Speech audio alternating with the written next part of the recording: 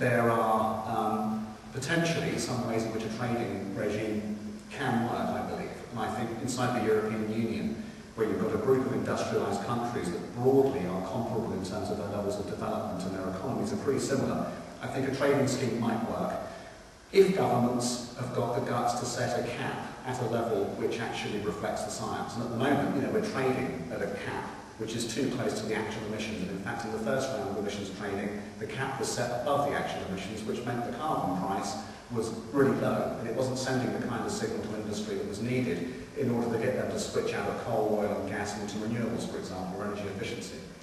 So I think trading can work, and it can work inside the United States. And in fact, the acid rain emissions in the US were cut during the 80s and 90s by a domestic trading scheme. Companies were able to trade sulfur emissions, and it did work in pushing down the pollution coming from certain sources, power stations in particular. However, the trading scheme, if you start to apply it globally, you get all sorts of difficulties emerging. And one of the things that I think is a major threat is if you start to include tropical rainforests and avoid the deforestation in the global trading scheme, which would give the inadvertent or perhaps its deliberate effect of enabling a German coal utility, for example, to be able to buy a piece of deforestation avoided in the Amazon to construct a new coal station in Germany.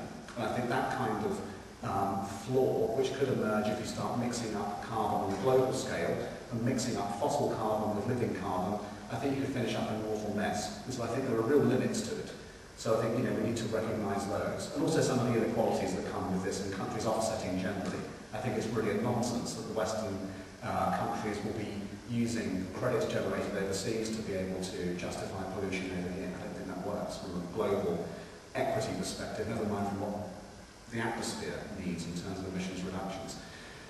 So then I'm attracted then thinking, about carbon taxes and there being government control over the price of carbon through legislators sitting in a national parliament or in a regional assembly like the European Union and saying the price of carbon this year, ladies and gentlemen, is going to be 50 euros. And they could do that if they saw this as a normal taxation decision rather than leaving it to the market, which, at the moment is trading carbon at about 12 euros a tonne, I think, and there's not much anyone can do about it, really. So I think, the carbon tax has the advantage of being more certain. It can send certainty to industry. It can be a lever that governments can pull more easily in terms of pushing down emissions. And, possibly, and this needs a bit of thinking through, but, maybe there are certain parts of the economy that could be traded sectors, like the power sector, and maybe there are other parts of the economy, like transport fuel and domestic users, where you might have a carbon tax. So you might want to blend the two together. So I don't think it's either or. It's complicated, there's no doubt about that.